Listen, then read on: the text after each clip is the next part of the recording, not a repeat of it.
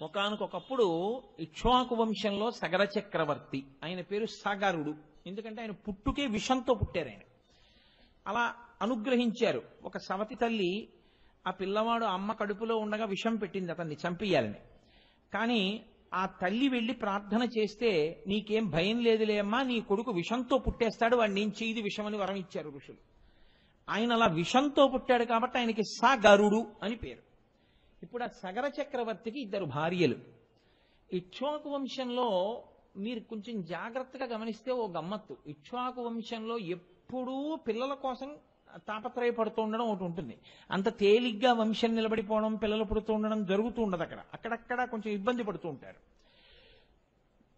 రఘుమహారాజు గారు నందినీ దేవిని సేవించాడుగా, దశరథ మహారాజు గారు పుత్రకామిష్టి చేశాడుగా. కాబట్టి ఇప్పుడు ఆ ఇక్ష్వాకు వంశంలో పుట్టినటువంటి సగర చక్రవర్తికి 2 భార్యలు. పెద్ద భార్య పేరు కేశిని, చాలా సుగుణాల రాశి, అంత మంచిది. రెండవ భార్య పేరు సుమతి, ఆవిడ కూడా మంచిది. 2 భార్యలు మంచివాళ్ళు, రాజ్యం ఉంది, అకంటకంగా పరిపాలన చేస్తున్నాడు, సమస్త ఐశ్వర్యం ఉంది. ఒక్కటే లోటు, 2 భార్యలున్నారు కానీ ఒక్క నలుసు లేదు, బిడ్డలు లేరు. అంటే మీరు జాగ్రత్తగా పరిశీలనం చేస్తే సుఖపడడానికి సంతోషించడానికి ఎన్నున్నాయో ఇన్నిటినీ పక్కన పెట్టి, అయ్యో ఇన్నున్నాయి కానీ అదొక్కట్లేదని దేని గురించి ఏడవడం వల్ల అది ఉంటే ఇవన్నీ లేకపోయినా పర్వాలేదని బాధపడవలసి ఉంటుందో అటువంటిది లేకుండా పోయింది. మీరు గమనించారో లేదో, ఇన్ని లేకపోయినా సుగుణాభిరాముడైన ఓ కొడుకున్నాడు అనుకోండి, మంచి కొడుకున్నాడనో తృప్తి ఉంటుంది. చాలు, ఇంత మహానుభావుడు అటువంటి వాడు కొడుకుగా పుట్టాడు, అన్నీ ఉన్నాయి, కొడుకే లేడు, పిల్లలే లేరు. ఇది సగర చక్రవర్తి బాధ. అంటే ఇప్పుడు ఈ బాధ ఎందుకు వచ్చింది? ఏదో పాపం వల్ల వచ్చింది. పాపం ప్రతిబంధకంగా నిలబడకపోతే కష్టం ఎందుకు వస్తుంది?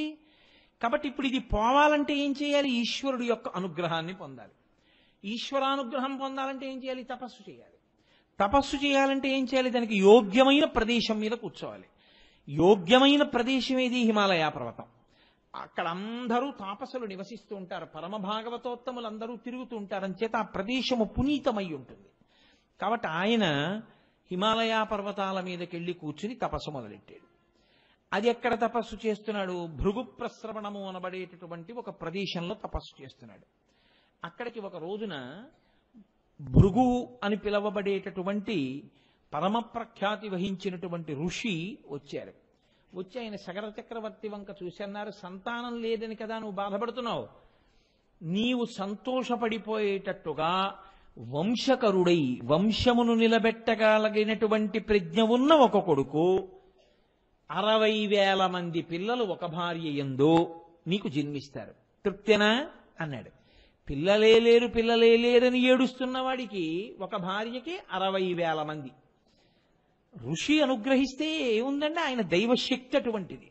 ఒక భార్యకి వంశకరుడైన కొడుకు. వంశకరుడు అంటే ఏంటి అర్థం? ఆయన తర్వాత కొడుకులు ఉంటారు. 60,000 మంది పిల్లలు ఉంటారు, వాళ్ళు వంశకరులన్న మాట ఋషి అనలేదు. అంటే దాని ఉద్దేశం ఏమిటి? వాళ్ళు ఇంకా పిల్లలు లేకుండానే వెళ్ళిపోతారు కదా. అలా వెళ్ళిపోవడానికి కారణం ఏమిటై ఉంటుంది? అత్యుత్సాహం. అత్యుత్సాహం అంటే ఏమిటో తెలుసా అండి? చేసేద్దాం తాపత్రయమే కానీ ఏది ఎలా చెయ్యాలో తెలియకుండా చేయడం, దానివల్ల ప్రమాదం వస్తుంది. ఆ ప్రమాదమే కొంప ముంచేస్తుంది. కాబట్టి ఇప్పుడు 60,000 మంది ఒక భార్యకి, వంశకరుడు ఒక భార్యకి అని ఆయన ఊరుకున్నాడు. ఇప్పుడు వీళ్ళిద్దరికి అనుమానం వచ్చింది, కేశినికి సుమతికి. ఎవరికి 60,000 మంది, ఎవరికి ఒకడు? కాబట్టి వాళ్ళన్నారు రాజు దగ్గరికి వెళ్ళి, మాలో ఎవరికి 60,000 మంది పుడతారు, ఎవరికి ఒకడు పుడతాడు అని అడిగారు. అడిగితే ఆయన అన్నాడు, ఈ మాట నన్ను అడిగితే నాకు తెలుసా, నేను ఆ వరం ఇచ్చిన వాడిని, తెలుసున్నవాడు ఆయన్ని అడుగుదాం. భృగు మహర్షిని అడిగారు. అడిగితే ఆయన అన్నాడు, నేను చెప్పడం ఎందుకు, మీలో ఎవరికి 60,000 మందో, ఎవరికి వంశకరుడో, మీలో ఎవరికి 60,000 మంది కావాలి, ఎవరికి ఒక్కడు కావాలి అడగండి అన్నాడు. మునేస్తువచలం శ్రుత్వా కేశిని రఘునందన పుత్రం వంశకరం రామా జగ్రాహన్ నృపసన్నిధౌ. ఆ కేశిని అంది, నాకు ఒక్క కుమారుడు వంశకరుడు చాలు. మహర్షి అన్నారు, తథాస్తు, నీకు వంశకరుడైన కుమారుడు జన్మిస్తాడు. ఇప్పుడు సుమతి వంక చూసి ఈమె కూడా నాకు వద్దండి 60,000 మంది, నాకు ఒక్కడే కావాలందనుకోండి, అప్పుడు మళ్ళీ కథ జటిలం అవుతుంది. కానీ ఆవిడంది, మహర్షి వచనం శ్రుత్వా, ఆయన చెప్పినటువంటి మాటను విని, సుపర్ణ భగినీ తథా షష్ఠిం పుత్ర సహస్రాణి సుపర్ణ భగినీ తథా మహోత్సాహన్ కీర్తిమతో జగ్రాహన్ సుమతి సుతాన్. 60,000 మంది పిల్లలు, మహోత్సాహం, అత్యుత్సాహం ఉన్నవాళ్ళు, మంచి కీర్తి, లోకంలో శాశ్వతంగా వాళ్ళ పేరు జ్ఞాపకం ఉండిపోయేటట్టుగా చెయ్యగలిగినటువంటి వాళ్ళు నాకు కావాలి. ఆయన అన్నాడు, తథాస్తు, గొడవ లేదుగా, నేను ఎలా అన్నానో అలాగే అడిగారు మీరిద్దరు, ఇంక ఇబ్బంది ఏముంది, అలా పొందుతారు, వెళ్ళండి అన్నాడు. రాజు సంతోషంగా 2 భార్యల్ని తీసుకుని ఇంటికి వచ్చేసాడు. పెద్ద భార్య సుమతికి ఒక కుమారుడు పుట్టాడు, కేశినికి. పెద్ద భార్య కేశినికి ఒక కుమారుడు పుట్టాడు. ఆయనకి అసమంజసుడు అని నామకరణం చేశాడు. ఈ 2వ భార్యకి ఒక పెద్ద సొరకాయ లాంటిది ఒకటి జన్మించింది. ఇప్పుడు ఈ సొరకాయ బయటికి వచ్చిన తర్వాత పగిలింది. అందులో 60,000 మంది పిల్లలు, చిన్ని చిన్ని చిన్ని చిన్ని చిన్ని చిన్ని పిల్లలు. చూడండి, లింగంలో సహస్రలింగం అని ఉంటుంది, ఆ లింగంలోనే 1000 లింగాలు ఉంటాయి. అలా సొరకాయలో 60,000 పిండములు ఉన్నాయి. ఇప్పుడు ఈ 60,000 పిండాల్ని కూడా నీటి పాత్రలో పెట్టి దాదులు పెంచి పెద్ద చేశారు. 60,000 మంది పిల్లలు పెద్దవాళ్ళై బయటకు వచ్చారు. ఇప్పుడు చూడండి, ప్రిమిచ్యూర్ బర్త్ అని చెప్పి ఏదో 7వ నెలలో పుట్టేసినటువంటి పిల్లల్ని అమ్మ కడుపు ఎలా ఉంటుందో అటువంటి వాతావరణంలో పెంచగలిగినటువంటి సాంకేతిక పరిజ్ఞానం ఇప్పుడు వచ్చింది. ఆ రోజుల్లో తపశ్శక్తితో, ఆయుర్వేదంతో అటువంటి సిద్ధిని వాళ్ళు పొందారు. కాబట్టి 60,000 మంది పిల్లల్ని నీటి కుండల్లో పెట్టి పెంచి దాదులు పెద్ద చేశారు. 60,000 మంది సుమతి యొక్క బిడ్డలు, అసమంజసుడు కేశిని యొక్క కుమారుడు. ఈ 60,000 మంది పేర్లేమి అని అడిగారనుకోండి, ఎందుకు వచ్చిన ఇబ్బంది ఇదంతా అని ఏం చేశారంటే, 30 రోజులు 60,000 మంది పిల్లల పేర్లు చెప్తే వచ్చే ఉపయోగం ఏముందో పుస్తకం పట్టుకుని సగరులు అనండి అన్నారు. సగర చక్రవర్తి కుమారులు కాబట్టి వాళ్ళకి సగరులు. అంటే సగరులేనా, అసమంజసుడు కూడా సగరుల్లో ఒకడే, ఎందుకంటే సగర చక్రవర్తి కొడుకే. కానీ 60,000 మందికి సగరులని పేరు. ఇప్పుడు ఆ 60,000 మంది పెరుగుతున్నారు, అసమంజసుడు పెరుగుతున్నాడు. ఈ అసమంజసుడికి ఒక లక్షణం ఉండేది. వీడు సాయంకాలం అయ్యేటప్పటికీ అయోధ్యానగరం ఆవలి ఒడ్డున ఉన్నటువంటి సరయూ నది దగ్గరికి వెళ్ళి పిల్లలందరినీ ఆడుకోవడానికి రెండిని పిలిచేవాడు. రాజుగారి కొడుకుతో ఆడుకోవడం అంటే సరదా కదూ. అందరూ, ఊళ్ళో ఉన్న పిల్లలందరూ వచ్చేవాడు. ఈ పిల్లలందరినీ తీసుకెళ్లి వాడు ఏం చేసేవాడంటే నీళ్లలోకి విసిరేసేవాడు. విసిరేస్తే ఆ పిల్లలు నీళ్లలోంచి తప్పుకొని బయటికి వద్దామంటే వాళ్ళు రావడానికి వీలు లేకుండా రాళ్ళు వేసి కొట్టేవాడు. కొడితే వాళ్ళు పాపం పైకి రాలేక ఆ నీళ్లలో కొట్టుకుపోయేవారు. రోజు అలా కొంతమంది పిల్లలు కొట్టుకుపోవడం, వాడు సంతోషంగా ఇంటికి వచ్చేయడం. ఏవం పాప సమాచార సజ్జన ప్రతిబాధక పౌరాణామహితో యుక్తో పుత్రో నిర్వాసిత పురాన్. మహారాజుకి వెళ్ళి చెప్పారు, అయ్యా నీ కొడుకు ఇలా చేస్తున్నాడు, పిల్లల్ని చంపేస్తున్నాడు. ఆ రోజుల్లో రాజులు అటువంటి వాళ్ళు, వాళ్ళకి పుత్రమిత్ర భేదం గాని లేకపోతే పుత్ర శత్రుభేదం గాని వాళ్ళకి ఏం లేవు. లోకమునకు అపకారం చేస్తున్నాడు కాబట్టి పిల్లవాడు ఉండడానికి వీల్లేదు ఊళ్ళో. కాబట్టి రాజ్య బహిష్కారం విధించాడు సగర చక్రవర్తి. పుట్టిన కొడుకు అసమంజసుడు రాజ్యాన్ని విడిచిపెట్టి అడవులకు వెళ్ళిపోయాడు. ఆ అడవులకు వెళ్ళిపోయేటప్పటికే అసమంజసుడికి ఒక కొడుకున్నాడు. ఆయన పేరు అంశుమంతుడు. ఇప్పుడు ఆ అంశుమంతుడు సగర చక్రవర్తి దగ్గర ఉన్నాడు. చాలా కాలం అయిపోయిన తర్వాత సగర చక్రవర్తి అశ్వమేధయాగం చేస్తున్నాడు. గుర్రాన్ని విడిచిపెట్టారు. అశ్వమేధయాగంలో గుర్రాన్ని విడిచిపెడతారు కదండి, మరి అందులో గుర్రాన్ని విడిచిపెట్టారు. దానికి అంశుమంతుణ్ణి కాపలాగా పెట్టి ఆ గుర్రాన్ని పంపించాడు. దేవేంద్రుడు ఆ గుర్రాన్ని అపహరించాడు. ఎవరి రూపంలో అపహరించాడు? ఇంద్రుడిగా అపహరించలేదు. రాక్షసీం తనుమాస్తాయ యజ్ఞీయాశ్వమపాహరత్. రాక్షసుడి వేషంలో ఎత్తుకుపోయాడు. ఎత్తుకుపోతే గుర్రం కనపడలేదు. వెతికాడు వెతికాడు వెతికాడు వెతికాడు, గుర్రం లేదు. తిరిగి వచ్చేసాడు అంశుమంతుడు. వచ్చేసి అన్నాడు, తాతగారండి తాతగారండి, మరి అసమంజసుడు కొడుకు కదా, సగర చక్రవర్తి తాతగారు అవుతారు. తాతగారు నాకు గుర్రం కనపడలేదండి, ఎవరో ఎత్తుకుపోయారు ఒక రాక్షసుడు అన్నాడు. అంటే సగర చక్రవర్తి అన్నాడు, వేదం చదువుకున్నటువంటి ఇంతమంది నిష్ఠాగరిష్ఠులైనటువంటి మహాభక్తులైన ఋషులు ఇంతమంది ఇక్కడ ఉండగా రాక్షసులు రాలేరు. కాబట్టి ఇది ఎవరో కావాలని చేసిన పని. ఇది తెలుసుకోవాలి అంటే ఇప్పుడు భూమండలం అంతా వెతకాలి. భూమండలం అంతా వెతికేయాలంటే నువ్వు కూర్చోరా, నా కొడుకులు ఉన్నారుగా, 60,000 మంది సగరులు ఉన్నారుగా, సుమతి కొడుకులు అని వాళ్ళని పిలిచాడు. పిలిచి ఆయన అన్నాడు, యోజనాయామ విస్తారమేకైకో ధరణీతలం వివిధ పురుష వ్యాఘ్ర వజ్రస్పర్శ సమైర్నకై అన్నాడు. మీ గోళ్లు వజ్రములతో సమానంగా ఉంటాయి, అంత పదునుగా ఉంటాయి. ఈ భూమిని అంతటినీ మీరు పనిచేసుకోండి, ఒక్కొక్కడు ఒక్కొక్క యోజనం తీసుకోండి. 60,000 మంది ఉన్నారు కదా, 60,000 యోజనాలు తీసేసుకోండి. తీసేసుకుని గోళ్ల వజ్రములతో సమానమైన గోళ్లతో భూమిని అంతటినీ గోతులు పెట్టేయండి. పెట్టేసి పాతాళం వరకు వెళ్ళిపోండి. వెళ్ళిపోయి ఎక్కడ ఉందో గుర్రం వెతికి తీసుకురండి. ఎందుకనంటే నేను లేవకూడదు పీటల నుంచి, దీక్షలో ఉన్నాను. దీక్ష అంటే నియమం, అది దీక్షాంతర్గత నియమం ఏమిటో తెలుసా అండి? పూజకి కూర్చుంటే ఇక మాట్లాడడం కానీ లేవడం కానీ ఏమీ చేయకూడదు. అలా ఉండకుండా దీక్ష తీసుకుని దీక్ష చేస్తే అదంతా దీక్షాభంగమే. కాబట్టి నేను లేవకూడదు పీటల మించి. అలా లేస్తే అరిష్టం జరుగుతుంది. కాబట్టి నేను లేచి వెళ్ళకూడదు. మీరు వెళ్ళి పట్టరండి గుర్రాన్ని, 60,000 మంది వెళ్ళండి అన్నాడు. అంటే ఇప్పుడు 60,000 మంది బయలుదేరారు. వాళ్ళు భూమిని అంతటినీ కూడా వెతికేశారు, భూమిని చీల్చేశారు, గోతులు పెట్టేశారు, పాతాళం దగ్గరికి వెళ్ళిపోయారు, కనపడ్డ వాళ్ళందరినీ చంపేశారు, రాళ్ల పెట్టి కొట్టేశారు, మా గుర్రం కనపట్టలేదన్నారు. భూమి అతలాకుతలమైపోయింది, ఎంతో ప్రాణికోటి నశించిపోతోంది. ఇప్పుడు దేవతలందరూ కలిసి ఇదేమిటి, పృథివీ స్వరూపమే పాడైపోతోంది, అసలు భూమి పాడైపోతోంది. వాళ్ళందరూ చతుర్ముఖ బ్రహ్మగారి దగ్గరికి వెళ్ళారు. వెళ్ళి వాళ్ళన్నారు, ఇదేమిటి, ఇదేమాగడం, 60,000 మంది సగరులు భూమిని అంతటినీ చీల్చేస్తున్నారు, పాడు చేసేస్తున్నారు. మరి ఈ ఆగడాన్ని నుంచి భూమిని కాపాడేవాడు లేడా అని అడిగారు.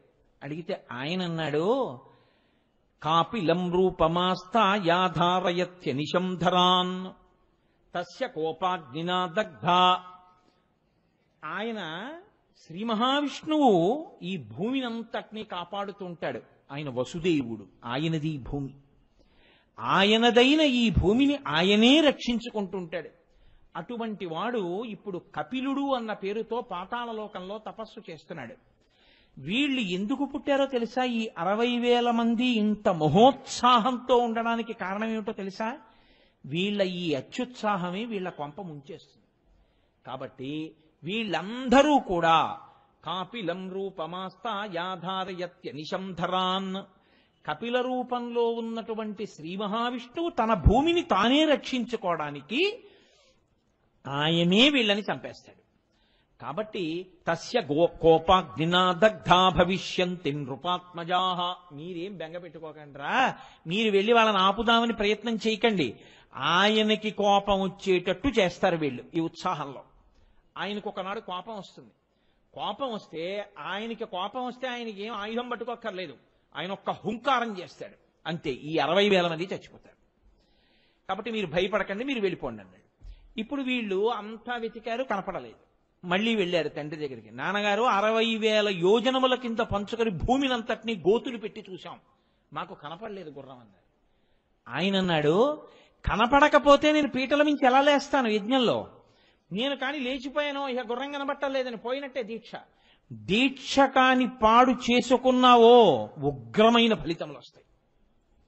దీక్షా స్వీకారం ఎంత గొప్పదో దీక్షని నియమం పాటించడం అంత ముఖ్యం. కాబట్టి ఇప్పుడు వ్యతిరిక్త ఫలితాలు వస్తాయి. కాబట్టి నేను లేవకూడదు. మీరేం చేస్తారంటే పెట్టిన గోతుల్లోంచి పాతాళం వరకు వెళ్ళిపోండి. వెళ్ళిపోతే కింది లోకాల్లో ఉన్నా సరే గుర్రం కనపడాలి కదా, వెళ్ళండి అన్నాడు. వీళ్ళు మళ్ళీ 60,000 మంది బయలుదేరారు. బయలుదేరి ఇప్పుడు వాళ్ళు భూమికి పెట్టినటువంటి గోతుల్లోంచి పాతాళ లోకంలోకి వెళ్ళిపోయారు. అంటే అక్కడ వరకు తవ్వేశారు. 60,000 మంది తూర్పు దిక్కుకి వెళ్ళారు. దిశా గజం విరూపాక్షం ధారయంతం మహీతలం. అక్కడ ఒక పెద్ద ఏనుగు ఒకటి నిలబడింది తూర్పు దిక్కున. దాని కుంభస్థలం మీద భూమి ఆని ఉంది. ఆ ఏనుక్కి విరూపాక్షము అని పేరు. దిగ్గజములు అంటామేం మనం, భూమిని అన్ని దిక్కుల్లోనూ మోస్తూ ఉంటాయి. వాళ్ళ ఆ ఏనుగు దగ్గరికి వెళ్ళి ప్రదక్షిణం చేసి నమస్కారం చేశారు. దానికి అప్పుడప్పుడు కుంభస్థలం నిప్పెడుతుందిట. మోసి మోసి మోసి మోసి మోసి నిప్పెట్టి ఒక్కసారి ఇలా ఎత్తి సర్దుకోవడానికి ఓసారి తల ఇలా కదుపుతుందిట. తల ఇలా కదపగానే భూకంపాలు వస్తాయి. అంత గొప్ప ఏనుగది. కాబట్టి విరూపాక్షం దిశాగజం విరూపాక్షం ధారయంతం మహీతలం, తూర్పు దిక్కున అటువంటి ఏనుగుని చూశారు. వాళ్ళకేమీ కనపడలేదు గుర్రం. అందుకని మళ్ళీ తూర్పు దిక్కు నుంచి దక్షిణ దిక్కుకు వచ్చారు. అంటే ప్రదక్షిణ పురస్సరంగా తిరుగుతున్నారు. దక్షిణ దిక్కుకు వచ్చారు. మహాపద్మం మహాత్మానం సుమహత్ పర్వతోపమం, పర్వతం ఎంత ఉంటుందో అంత పెద్ద ఏనుగు ఒకటి కనపడింది దక్షిణ దిక్కున. దానికి మహాపద్మము అని పేరు. అది మోస్తోంది భూమిని. దానికో ప్రదక్షిణం చేశారు, దానికో నమస్కారం చేశారు. దక్షిణ దిక్కును కూడా గుర్రం కనబడలేదు. మరి దక్షిణం నుంచి పశ్చిమానికి వచ్చారు. అక్కడ చూశారు.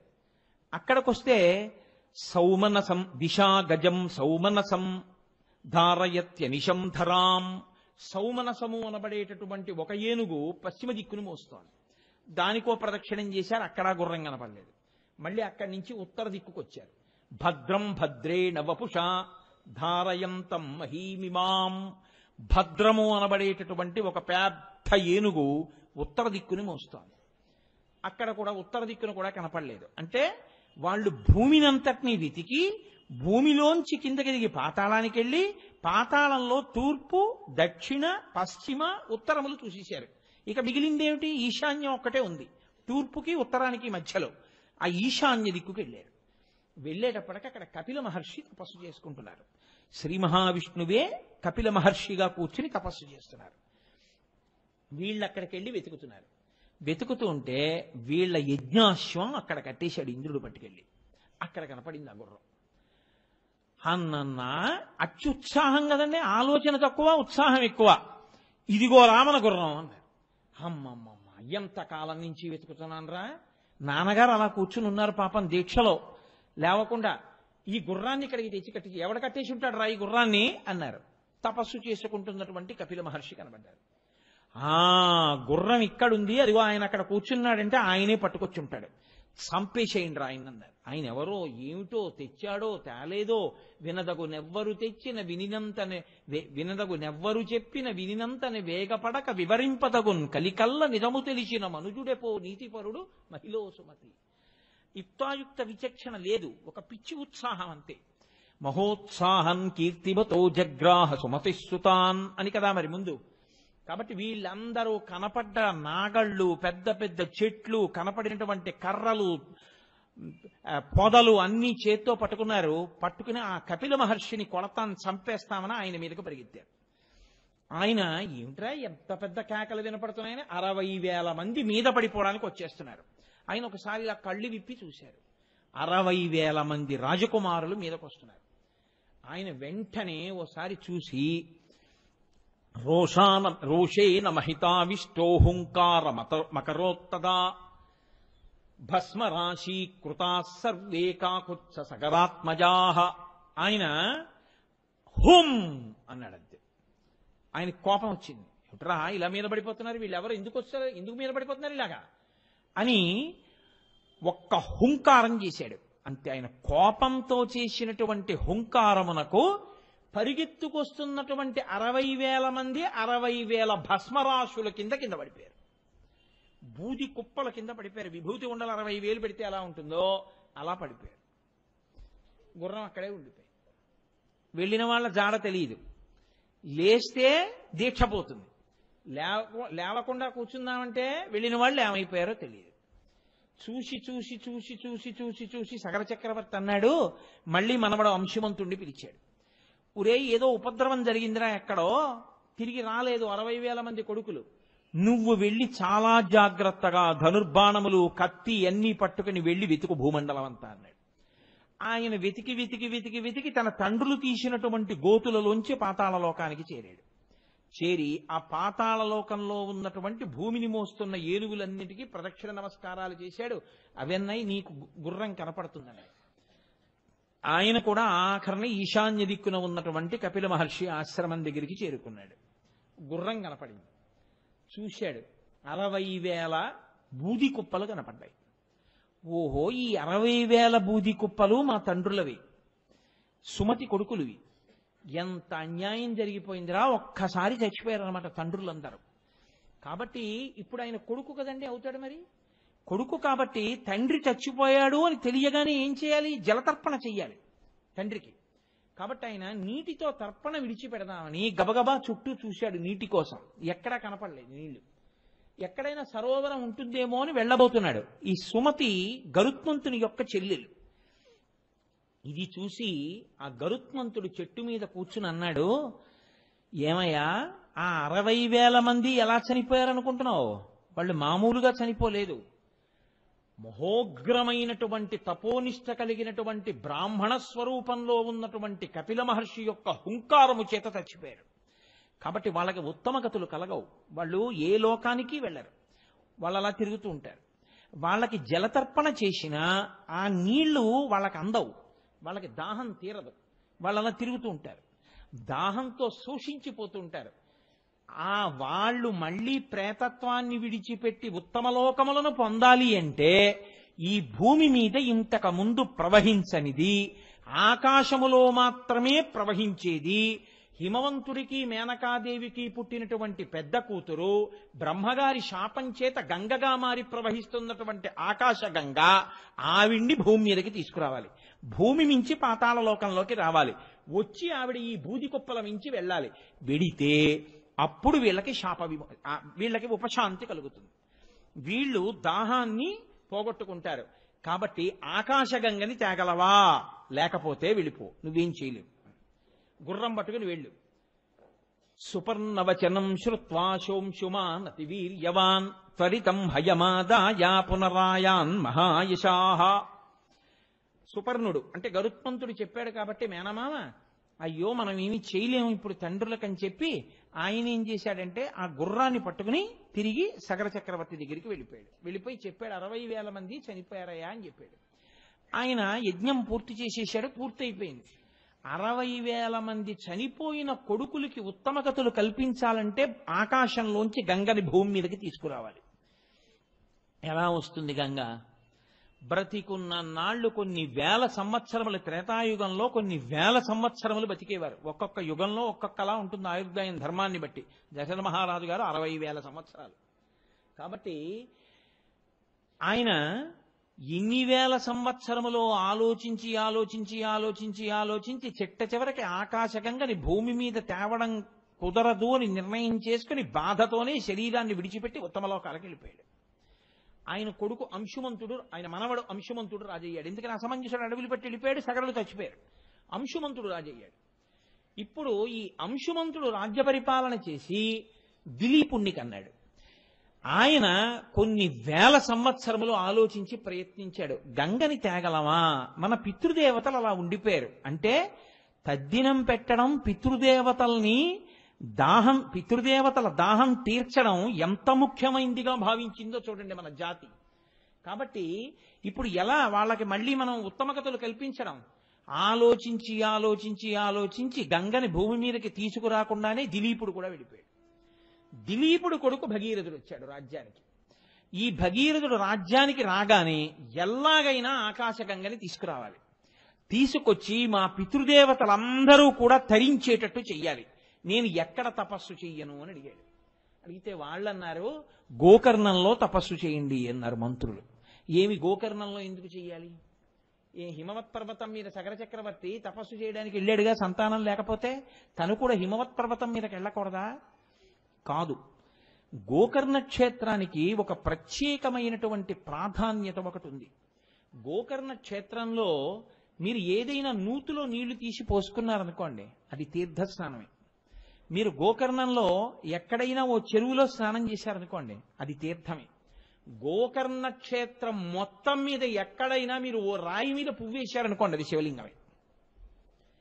గోకర్ణ క్షేత్రానికి ఉన్న గొప్పతనం ఏమిటంటే గోకర్ణ క్షేత్రమంతా శివలింగములే, గోకర్ణ క్షేత్రమంతా తీర్థములే. అందుకే కోటి తీర్థ క్షేత్రం అక్కడే ఉంది. అందుకే గోకర్ణ క్షేత్రంలోకి అసలు ప్రవేశించడం కానీ, గోకర్ణంలో ఉండడం కానీ, గోకర్ణంలో ఏదైనా నోము కానీ వ్రతం కానీ చెయ్యడం కానీ అంత తేలికైన విషయములు కాదు అంటారు. స్కాంద పురాణంలో గోకర్ణ క్షేత్ర మాహాత్మ్యము అని అసలు నిజంగా ఎన్ని విషయాలు చెప్తారో ఆ గోకర్ణ క్షేత్రం గురించి. నోటితో చెప్పడానికి కూడా అమ్మ బాబోయ్ మనం ఉచ్చరించద్దనిపిస్తుంది. అన్ని మహాపాపములు చేసింది ఒక స్త్రీ. చేసి అంధురాలైపోయింది, కుష్ఠవ్యాధి వచ్చేసింది, తినడానికి తిండి లేక గోకర్ణ క్షేత్రానికి వెళ్ళింది. కళ్ళు లేవు, ఎవరన్నా ఏదైనా తినేది వేస్తారేమో అని ఒక శివరాత్రి నాడు అక్కడ కూర్చుంది. అందుకే మనకి పెద్దలు ఒక మాట చెప్తారు, నీ జీవితంలో ఎప్పుడైనా 4 ఒక్కసారి దొరికితే నీ అంత ధన్యాత్ముడు లేడు అని చెప్తారు. 4 ఒక్కసారి దొరకాలి. 1 నువ్వు గోకర్ణం వెళ్ళాలి అసలు. 2 నీవు మారేడు జలములను చేత్తో పుచ్చుకోవాలి. 3 నీకక్కడ శివలింగం ఏ రాయైనా శివలింగమే. ఓ శివలింగంగా నువ్వు అక్కడ భావన చెయ్యాలి. లేకపోతే అక్కడ ఉన్నటువంటి స్వామికి మహాబలేశ్వరుడని పేరు, మహాబలేశ్వర దర్శనం చెయ్యాలి. నీ అదృష్టమైతే అది కృష్ణ చతుర్దశి అయి ఉండాలి. అంటే మాస శివరాత్రి కానీ మహాశివరాత్రి కానీ అయి ఉండాలి. ఈ 4 కానీ ఎప్పుడైనా జీవితంలో దొరికితే వాడు ఈ మారేడు దళాన్ని గోకర్ణంలో ఒక రాయి మీద వేసినా వాడు మోక్షాన్ని పొందేస్తాడు. ఇన్ని పాపములు చేసిన వాడు కానివాడు, అంటే చెయ్యమని నా ఉద్దేశ్యం కాదు, కానీ గోకర్ణ క్షేత్రం అంత గొప్పది. అక్కడ సముద్ర స్నానం 365 రోజులు సముద్ర స్నానమే అక్కడ. అటువంటి క్షేత్రంలో ఈవిడ వెళ్ళి కూర్చుంది అన్నం కోసం. ఈ పాపములు చేసినవాడు, అసలు నా నోటితో నేను వర్ణించలేను ఆ పాపాలన్నీ. ఆవిడ కూర్చునుంటే ఒక ఆయన వెళ్ళిపోతూ ఆవిడ్ని చూశాడు. చూసి ఏమో ఎందుకు విసిరాడో తెలియదు, ముట్టుకున్నా పాపం పోతుంది కదా అనుకున్నాడో ఏమో. దర్శనం స్పర్శనం 2 గొప్పవు కదా మారేడు దళం. అందుకని ఒక మారేడు దళాల మాలను ఒక దాన్ని ఆవిడ ఒళ్ళోకి పారేశాడు. కంపు వచ్చేస్తోంది, ఒళ్ళు చీము నెత్తురు కారిపోతోంది, కుష్ఠరోగంతో ఉంది, కళ్ళు లేవు, వృద్ధురాలు, ఆకలి, ఏడుస్తోంది. దగ్గరికి వెళ్లకుండా మారేడు దళాల మాలిల విసిరాడు. ఆ ఒళ్ళో వచ్చి పడితే ఆవిడ అనుకుంది అమ్మయ్యా తినేదేదో వేశారనుకుని గబగబా ఆర్తితో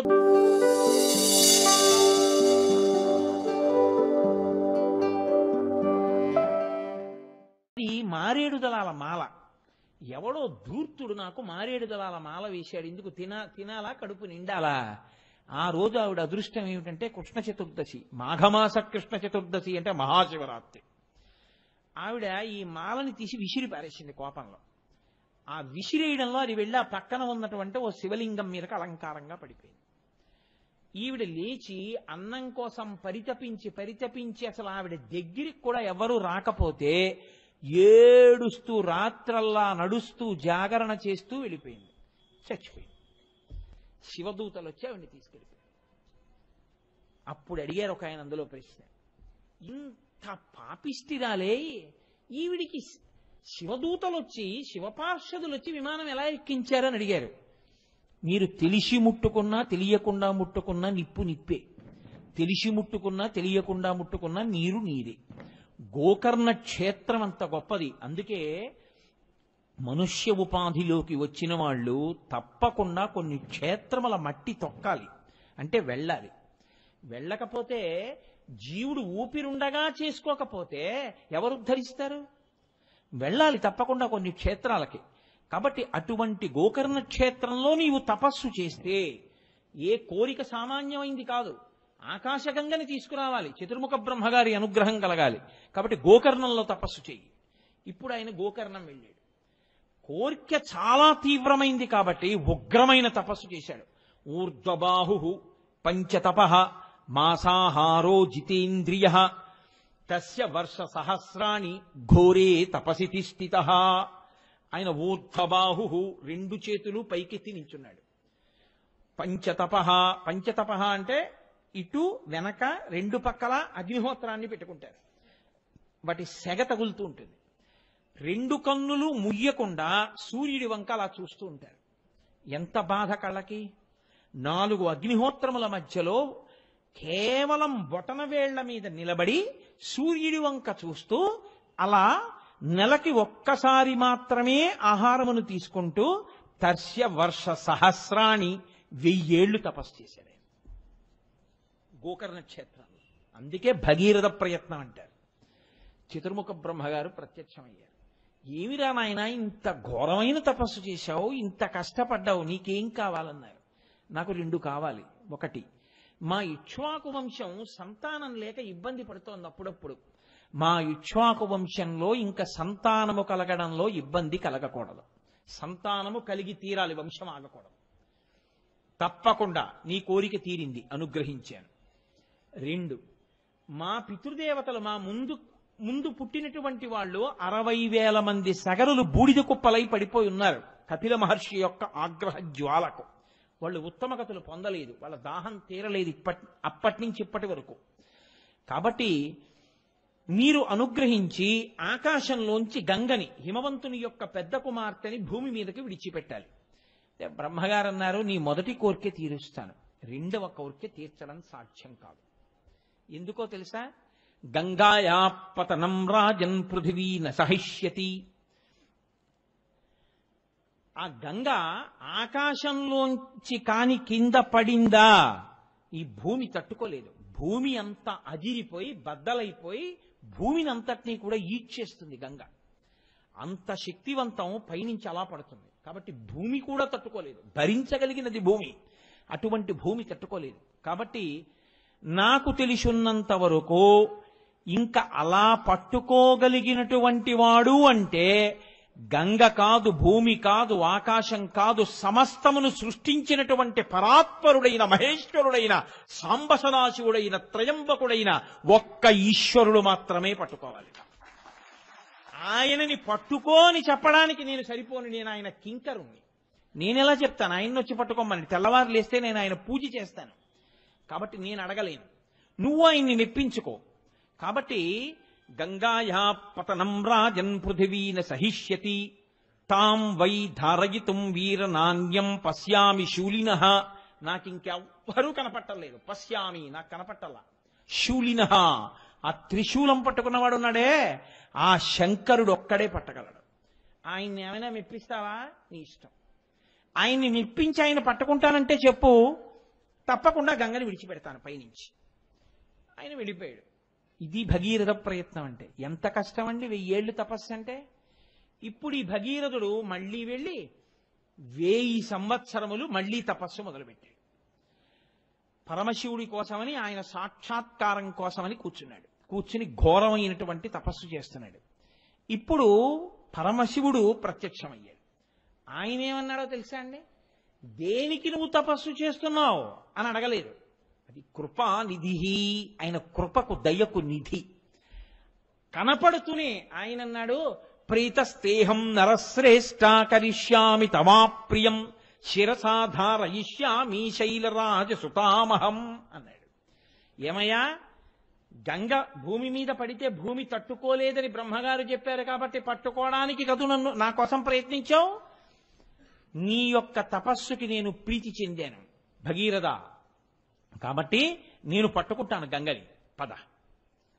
ఇంకంతకన్నా కావలసింది ఏమిటి? పరమ సంతోషాన్ని పొందాడు భగీరథుడు. ఆ పరమశివుడు ముందు నడిచాడు, వెనక భగీరథుడు నడిచాడు. ఇద్దరూ కలిశారు. హిమాలయ పర్వత ప్రాంతంలోకి వెళ్ళారు. అక్కడ బిందు సరోవరము అని ఒక ప్రఖ్యాతమైనటువంటి క్షేత్రం. ఆ బిందు సరోవరం దగ్గరికి వెళ్ళి శంకరుడు 2 కాళ్ళు అటు ఇటు పెట్టి నడుం మీద 2 చేతులు వేసుకుని జటాజూటాన్ని విప్పి అలా పైకి చూస్తూ ఆ వదలండి అన్నాడు. ఆ మూర్తిని మీరు చూసి తీరాలి. అసలు ఆ గంగావతరణం చేసేటటువంటి శంకరుడు అసలు ఆ మూర్తిని మనసులో ఊహ చేస్తేనే అబ్బా అనిపిస్తుంది. అలా ఉంటాడు. ఇలా నిలబడి ఆ వదలండి అన్నాడు. నడుం మీద చెయ్యేసుకోవడం అంటే అంతటి సావధానం. పాండురంగడు వేసుకుంటాడు మళ్ళీ ఇలా. అందుకే ఆయన కూడా వేచి ఉండే దేవుడు. ఇటకరా అక్కడ పడేసి పుండలీకుడు అలా ఉండు, మా నాన్నగారి కాళ్ళు పడుతున్నాను, నేను వచ్చే వరకు ఉండంటే మనం చూడండి ఎవరి కోసమన్నా ఎదురు చూస్తుంటే ఇలా పెడతాం. అలా ఆయన కూడా భక్తుడి కోసం భగవంతుడు ఎదురు చూశాడు కాబట్టి పాండురంగడు నడుము మీద చేతులు వేసుకుంటాడు. అలా ఈయన నడుము మీద చేతులు వేసుకుని తలపైకెత్తి చూస్తున్నాడు గంగ పడుతుందని. బ్రహ్మగారు అన్నారు, గంగా పైనుంచి కింద పడు అంటే ఆవిడ పకపక నవ్వింది. నవ్వి ఆవిడంది, ఏమిటో పిచ్చాడు, తెలియదు నా సంగతి, నన్ను పట్టుకుంటాడా? ఎక్కడ పట్టుకుంటాడా? ఆ జటాజూటంలో పట్టేసుకుంటాడా నన్ను? ఆ జుత్తులో పట్టుకుంటాడా? అదేం పెద్ద బిందె కడవా ఏమిటి? భూమే పట్టుకోలేని దాన్ని ఓ జుత్తులో పట్టుకుంటాడా? ఈడ్చేస్తాను. తాబేళ్లతో, చేపలతో, మొసళ్లతో, పాములతో పైనుంచి నేను కింద పడిపోతుంటే కొన్ని కోట్ల హంసలు పెడుతున్నట్టుంటుంది ఆ నురగ. అంత ధారతో వచ్చి తల మీద పడగానే ఆ దెబ్బకి కింద పడిపోతాడు. నిజం తెలుసా అండి? అందుకే జలపాతం కింద స్నానం చేయడం తెలిసి చెయ్యాలి. తెలియకుండా తలకాని మీరు పెట్టారనుకోండి, ఏమవుతుందో తెలుసా? 2 రోజులు హోరెక్కిపోతుంది తల. అందుకే జలపాతం కింద స్నానం చేస్తే చేతులు ఇలా అడ్డు పెట్టుకుని స్నానం చెయ్యాలి తల. ఎప్పుడైనా ఆ కపిల తీర్థం దగ్గరికి వెళ్ళి శేషాచలం మించబడే నీటి కింద తల పెడితే తెలియకుండా పెట్టేశారనుకోండి, తల అదిరిపోతుంది. కాబట్టి తెలియదు పిచ్చేడికి. నించున్నాడు, ఈడ్చేస్తాను పాతాళానికి. ఏమిటో అనుకుంటున్నాడండి. ఆయనకి తెలియదండి, అందరి మనసులను తెలుసుకోగలిగిన వాడు కాబట్టి త్రినేత్రుడయ్యాడు ఆయన. ఓహో, ఎంత అహంకరిస్తోందిరా, నన్నే ఇచ్చేస్తానంటోందనుకున్నాడు. సాకథం చిన్మహీంగంతుం న శక్నోద్యత్నమాస్థిత నైవ నిర్గమనం లేభే జటామండలమోహిత అన్నారు మహర్షి. ఆయన పెద్ద జటాజూటాన్ని విప్పి నించున్నాడు. ఇంకా పైనుంచి గంగ ఏమి వేగమో వచ్చి పడిపోయింది. అలా అంత గంగ పడుతూ ఉంటే పక్కన నీ మీద పడితే తట్టుకోలేవా వేగాన్ని, భగీరథ దూరంగా పర్వత శిఖరం మీద నించోమన్నాడు. ఆయన గంగ శివుడి మీద పడి శివుడి మించి కింద పడుతుంది, కింద పడి ప్రవహిస్తుంది. ప్రవహించిన తర్వాత నేను వెళ్ళి పాతాళ లోకానికి తీసుకెడదాం, మా పితృదేవతలు మా పితరులు ఎక్కడ బూడిద కుప్పలై పడిపోయారో అక్కడికి తీసుకెడదామని పాపం ఆయన నించున్నాడు. గంగ పడ్డం కనపడుతోంది, చుక్క కింద పట్టలేదు. ఆ జటాజూటంలో ఉండిపోయింది. ఎన్నేళ్ళు? అలా కొన్ని 100 సంవత్సరములు పడుతూనే ఉంది గంగ. ఆయన అలా నిలబడే ఉన్నాడు. చుక్క నీరు ఇలా కూడా జారట్లేదు. అంత పెద్ద జటాజూటాన్ని నిర్మాణం చేశాడు. వ్యోమకేశ అందులో ఉండిపోయింది. అందులో అలా తిరుగుతూనే ఉంది. ఇప్పటికీట ఆ గంగ యొక్క తడి ఉండిపోయి ఆయన నాట్యం చేస్తుంటే ఆ తడి జటలు విచ్చుకుంటాయిట. విచ్చుకున్నప్పుడు ఆయన సోయగం గురించి ఆ పతంజలి వ్యాఘ్రపాదుడు నిలబడి చూస్తుంటారు ఆ శివతాండవాన్ని. ఏమీ అందం. అందుకే అసుర సంధ్య వేళలో శివాలయానికి వెడితే అందరి దేవతల దర్శనం అయిపోతుంది. రావణాసురుడు అదే కోరుకున్నాడు. జటాటవీగలజ్జల ప్రవాహ పావితస్థలే గళేవలంబ్యలంబితాంభుజంగతుంగమాలికాం ఢమఢమఢమఢమ నినాదమడ్డవర్వయం చకార చండ తాండవంతనోతు శివ శివం జటాకటాహ సంభ్రమ భ్రమన్నిలింప నిర్ఝరీ విలోల వీచి వల్లరీ విరాజమానమూర్ధని ధగద్ధగద్ధగజ్జలల్లలాట పట్ట పావకే కిశోర చంద్రశేఖరే రతి ప్రతిక్షణం మమ ధరాధరేంద్ర నందినీ విలాస బంధు బంధురస్ఫురద్దిగంత సంతతి ప్రమోదమాన మానసే కృపాకటాక్షధోరణీ నిరుద్ధదుద్ధరాపదిక్వచిద్దిగంబరే మనో వినోదమేతు వస్తుని అగర్వ సర్వమంగళా కళాకదంబ మంజరీ రసప్రవాహ మాధురీ విజృంభణా మధువ్రతం స్మరాంతకం పురాంతకం భవాంతకం మకాంతకం గజాంధకాంతకాంతకం తమంతకాంతకం భజే వృషద్విచిత్రతల్పయోర్భుజంగముక్తికస్రజో గరిష్టరత్నలోష్టయో సుహృద్విపక్షపక్షయో తృణారవింద చక్షుషో ప్రజామహీ మహేంద్రయో సమప్రవర్తయన్మనః కదా సదా శివం భజే కదా నిలింప నిర్ఝరీ నికుంజకోటరే వసన్ సదా విముక్త నిర్ముచి సదా శిరస్తమంజలిం వహన్ విముక్తలోలలోచనల్లలాటపాల లగ్న కస్సివేతి మంత్రముచ్చర సదా సుఖీ భవామ్యహం అని స్తోత్రం చేశాడు శివుణ్ణి. ఈశ్వరా, నువ్వు తాండవం చేస్తుంటే, నువ్వు గిర్ర గిర్ర గిర్ర గిర్ర తిరుగుతుంటే, ఆ లోపల ఉన్నటువంటి గంగ కూడా బిందెలో తిరిగినట్టు తిరుగుతుంటే, ఆ తుంపర్లు బయటపడుతుంటే, ఎర్రటి జటలు తడి జటలు విచ్చుకుని అటు ఇటు పడుతుంటే, నువ్వు గిర్ర గిర్ర తిరుగుతుంటే, ఆ భస్మ కింద రాలుతుంటే, పావులు కిందకి పడిపోకుండా పట్టుకుని బుసలు కొడుతూ కోరలు కనపడేటట్టు నోళ్లు విప్పి నిలబడితే, గట్టిగా నీ ఒంటికి చుట్టుకునుంటే, అమ్మవారు పక్కన లాస్యం చేస్తుంటే, మహావిష్ణువు మధ్యలు మోగిస్తుంటే, గణపతి కీర్తన చేస్తుంటే, నువ్వు ఆ కైలాస పర్వతం మీద అసుర సంధ్య వేళలో తాండవం చేస్తుండగా, నేను కాశీపట్టణంలో ఆ గంగానదిలో ఉన్నటువంటి ఒక సైకతం మీద ఒక పొదరింటిలో కూర్చుని 3 కన్నులు కలిగినటువంటి నిన్ను పంచాక్షరీ మహామంత్రంతో జపం చేసి ఆ తాండవం చేస్తున్నటువంటి పరమశివాని దర్శనాన్ని ఎప్పుడు పొందుతానో అని స్తోత్రం చేశాడు.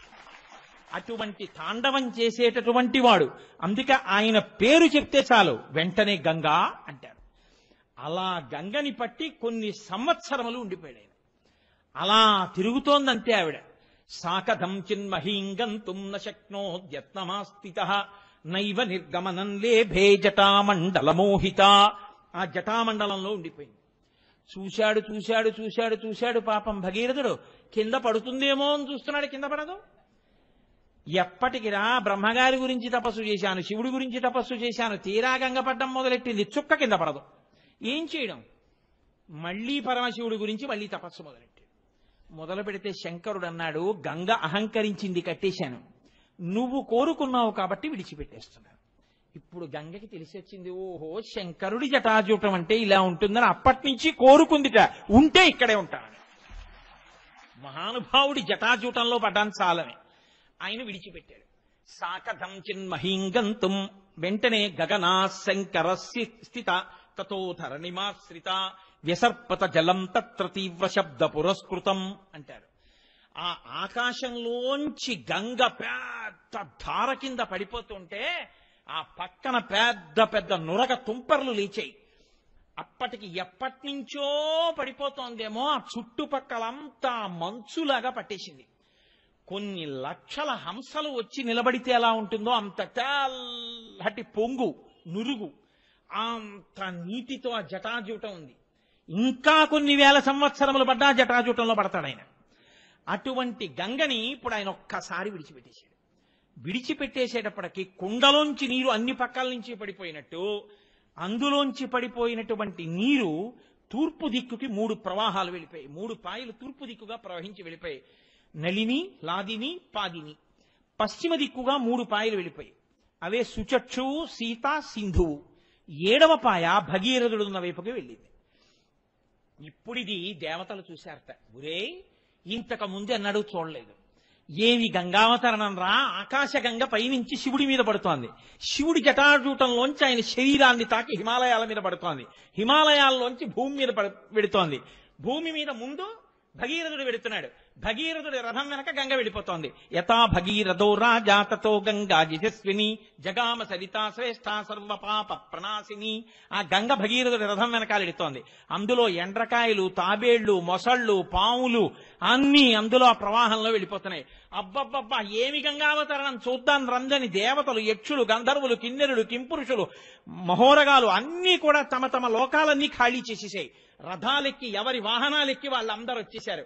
వచ్చేసి వాళ్ళందరూ ఆ గంగా ప్రవాహం భగీరథుడి రథం వెనకాల వెళ్ళిపోతుంటే చూద్దాం రండి చూద్దాం రండి అని అందరూ ఆ ప్రవాహం వెనకాల వెళ్ళిపోతున్నారు. మధ్యలు వాయించేవాళ్ళు మధ్యలు వాయిస్తున్నారు, నాట్యాలు చేసేవాళ్ళు నాట్యాలు చేస్తున్నారు. అంత పెద్ద ప్రవాహం పడిపోతుంటే తల పెడితే తల బద్దలైపోతుంది. కాబట్టి తత్ర దేవర్షి గంధర్వాహ వసుధా తలవాసినః భవాంగపతితంతో యం పవిత్రమితి పస్పృశు. పరమశివుడి యొక్క తలకి పరమశివుడి యొక్క ఒంటికి తగిలింది కాబట్టి ఇప్పుడు గంగకి పాపములు పోగొట్టగలిగిన శక్తి వచ్చింది. మహానుభావుడు ఆయన ఒంటికి తగిలింది గంగ కాబట్టి ఇప్పుడు గంగకి శక్తి అని వాళ్ళు తల పెట్టలేక భవాంగపతితంతో యం పవిత్రమితి పస్పృశు ఆ గంగలో చేయిపెట్టి నీళ్లు తీసి ఇలా చల్లుకున్నారు. గంగ తల మీద పడగానే ఒక చుక్క వాళ్ళ పాపరాశులన్నీ ధ్వంసమైపోయి వెంటనే వాళ్ళు ఉత్తమమైన రథాలెక్కి మహాపాపాలు చేసుకున్న వాళ్ళు, శాపాల్లో ఉన్న వాళ్ళు అందరికీ విమోచనం అయిపోయి ఒక్కసారి వాళ్ళందరూ దివ్య రథాల్లో దేవలోకాలకు వెళ్ళిపోతున్నారు. దేవలోకాల్లో ఉన్న వాళ్ళందరూ రే గంగావతరణం గంగావతరణం శివుడి మిచ్చి పడుతోంది, రండి రండి స్నానం చేద్దామని వాళ్ళందరూ వచ్చి గంగలో మునకలేసేస్తున్నారు, నీళ్లు జల్లేసుకుంటున్నారు.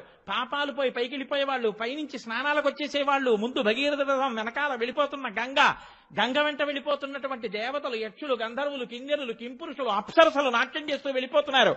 ఇంతమంది ఆశ్చర్యం. మొత్తం 33 కోట్ల మంది దేవతలు ఆకాశంలో నిలబడి ఆ ప్రవాహం వెళ్లడం, భగీరథుడు వెళ్లడం చూస్తున్నారు. కొన్ని చోట్ల వంకరగా వెడుతోంది, కొన్ని చోట్ల నిలువుగా వెడుతోంది, కొన్ని చోట్ల పైకెక్కుతోంది, కొన్ని చోట్ల కింద పడుతోంది, ఒక చోట తన ప్రవాహాన్ని తానే ఢీకుంటోంది, ఒక చోట సుడిగుండం తిరుగుతోంది, ఒక చోట తుంపర్లు చిమ్ముతోంది. రంగతుంగ తరంగ సంఘములతో రంజిల్లు ఘోషంబుతో బంగారంబగు పొంగుతో నురగతో పువ్వాట తుంపర్లతో భంగుల్ సల్పుతు జంఘలించుతన భోభాగము నుండి జారన్ గంగమ్మను దల్చితే శిరమునన్ రంజిల్లుతున్ శంకరా. మహానుభావుడు ఆ నురగతో తుంపర్లతో పడిపోతున్నటువంటి ఆ గంగని పట్టి 7 ప్రవాహాల కింద విడిచిపెడితే ఒక ప్రవాహం భగీరథుడి వెనకాల వెళ్ళిపోతుంటే అందరూ సంతోషంగా అనుగమిస్తున్నారు. అక్కడే జహ్ను మహర్షి తపస్సు చేస్తున్నారు. ఆయన యజ్ఞవాటాన్నంతటినీ ముంచెత్తేసింది గంగ. ఎప్పుడైతే తను చేస్తున్నటువంటి యజ్ఞవాటాన్ని ముంచెత్తిందో ఆయనకి కోపం వచ్చి, ఋషే కదండి, ఒక్కసారి దాన్ని అంతటినీ చేత్తో పట్టుకు తాగేశాడు. ఇప్పటి వరకు కనపడినటువంటి అంత పెద్ద గంగా ప్రవాహం చుక్క నీరు లేకుండా మళ్ళీ మట్టి భూమి కనపడ్డాయి. అయ్యయ్యయ్యో ఇదేం ఆశ్చర్యం రా, జహ్నువు తాగేశాడు నీళ్లన్నీ. పాపం ముందు పెడుతున్న భగీరథుడికి వెనకాల గంగ చప్పుడు వినపడలేదు, నీటి చప్పుడు, ప్రవాహం వేగం. ఇదేమిటని వెనక్కి తిరిగి చూశాడు, చుక్క నీళ్లు లేవు, ఎండిపోయింది. ఏమైపోయింది గంగ అన్నాడు. జహ్ను మహర్షి యజ్ఞకవాటాన్ని ముంచెత్తింది, కోపం వచ్చి ఆయన తాగేశాడు అన్నారు. ఇది భగీరథ ప్రయత్నం అంటే. ఆయన మళ్లీ వచ్చి ఆయన కాళ్ళ మీద పడ్డాడు. అయ్యో మా పితరులని రక్షించుకోవడానికి తీసుకెడుతున్నానయ్యా, ప్రవాహం అన్న తర్వాత ముంచెత్తడం దాని లక్షణం, నీ జోలికి రాకుండా ఉండవలసింది, కానీ మాకేం తెలుసు, మన్నించి విడిచిపెట్టమన్నాడు. దేవతలందరూ వచ్చి ప్రార్థించారు. పాపం ఎంత కష్టపడ్డాడు, 1 రోజా 2 రోజులా, ఎంత కష్టపడి తెచ్చుకున్నాడు, విడిచిపెట్టేవయ్యా అన్నారు. అంటే ఆయన అన్నాడు, తాగేశాను కదా గంగని, కాబట్టి కుడి చెవిలోంచి వదిలేస్తానన్నాడు. తస్మాత్ జహ్ను సుతా గంగా జాహ్నవి. ఆవిడ ఆ జహ్ను మహర్షి యొక్క కుడి చెవిలోంచి విడిచిపెట్టబడింది కాబట్టి, ఆయన శరీరంలోంచి బయటికి వచ్చింది కాబట్టి తనూభవ అంటే కూతురైంది. కాబట్టి ఆవిడ్ని జాహ్నవి అని దేవతలందరూ కూడా పిలవడానికి ఒప్పుకున్నారు. కాబట్టి జహ్ను మహర్షి యొక్క పేరు మీద ఆయనకి కూతురైంది. ఇప్పుడు జాహ్నవి అన్న పేరుతో గంగ మళ్ళీ భగీరథుడి వెనకాల మళ్ళీ ప్రవాహం మొదలుపెట్టింది. అందుకే అప్పటి నుంచి ఇప్పటి వరకు ఆ గంగ యొక్క అంశ ప్రతి జీవులకి కుడి చెవిలో ఉంటుంది. పూజ చేసేటప్పుడు ఆవలించిన, తుమ్మిన, దగ్గిన, శరీరంలోంచి నవరంధ్రాలలోంచి ఎట్నించన్న గాలి బయటికి వెడితే ఆ పూజ అక్కడతో పూర్తయిపోతుంది. ఆ తర్వాత చేసే పూజ ఇంకా లెక్కలోకి తీసుకోరు. కాబట్టి మళ్ళీ నవరంధ్రములలోంచి గాలి బయటికి వెళ్ళిందో మళ్ళీ స్నానం చేసి వచ్చి మళ్ళీ పూజ చేయాలి, ఆచమనం చేసి. మళ్ళీ లేచి స్నానం చేసి మళ్ళీ వచ్చి కూర్చుంటే మాత్రం మళ్ళీ నీకు నవరంధ్రాల్లోంచి గాలి వెళ్ళదని గుర్తేమిటి?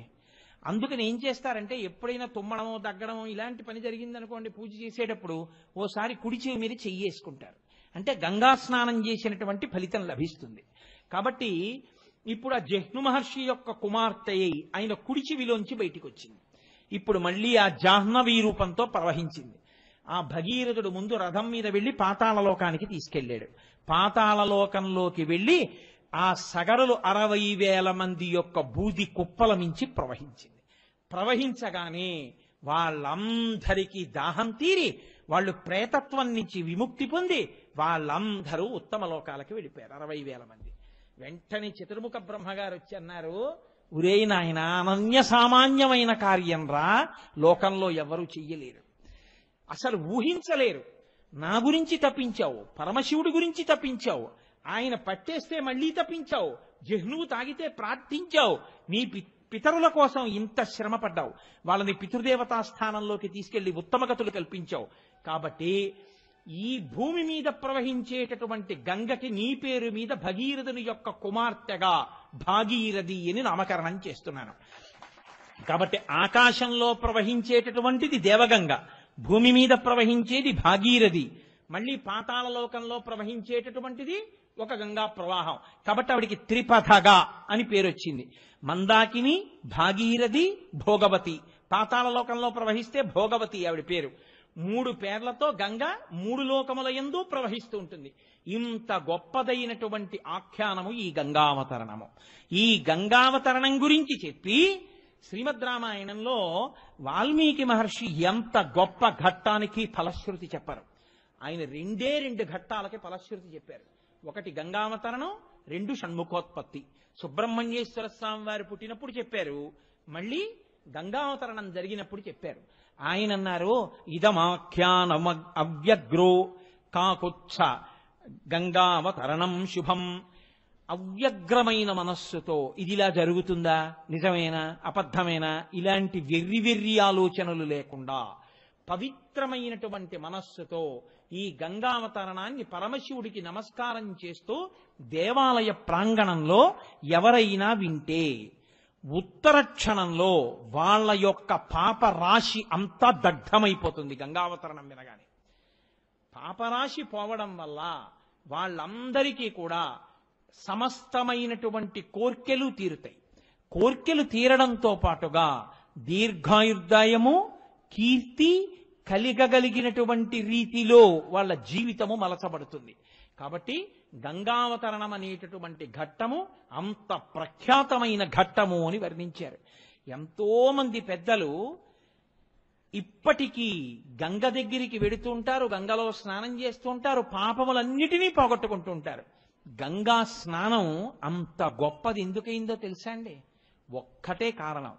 గంగకంత గొప్పతనం రావడానికి పరమశివుడి యొక్క శరీరములకు తగలడమే కారణము. వాల్మీకి మహర్షి రామాయణంలో తీర్పు చెప్పారు. భవాంగపతితం తోయం, పరమశివుని ఒంటికి తగిలింది కాబట్టి గంగకు ఆనాటి నుండి ఈనాటి వరకు పాపములను పోగొట్టగలిగినటువంటి శక్తి కలిగి ఉన్నది. కేవలం వెళ్ళి ఒక మునక వేస్తే చాలు. అందుకే శంకరాచార్యుల వారు భజగోవిందం చేస్తే భగవద్గీత కించిదధీత గంగాజలలవకణికాపీత సకృతపయేన మురారి సమర్చ క్రియతే తస్య యమేన నచర్చ అంటారు. లోకంలో ఎవరైనా సరే భగవద్గీత కించిదధీత, కొంచెం భగవద్గీతని ప్రసన్నమైన మనస్సుతో నేర్చుకుందాం, అనుష్ఠిద్దామని భగవద్గీత చదివితే అటువంటి వారు కాని గంగాజలలవకణికాపీత, గంగానదిలో ఉండేటటువంటి నీటి బొట్టుని నాలుక మీద వేసుకుని తాగినా, తల మీద చల్లుకున్నా, గంగాజలలవకణికాపీత సకృతపయేన మురారి సమర్చ, ఒక్కసారి జీవితంలో కన్నుల ఆనంద బాష్పములు కారేటట్టుగా పరమ ప్రసన్నమైన మనస్సుతో పరమభక్తితో